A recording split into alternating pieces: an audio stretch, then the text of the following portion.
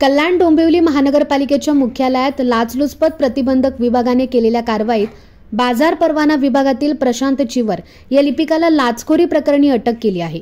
प्रशांत चिवर हा या विभागात क्लार्क पदावर कार्यरत असून त्याला 1.5 लाखांची लाच स्वीकारताना रंगेहात अटक करण्यात आली।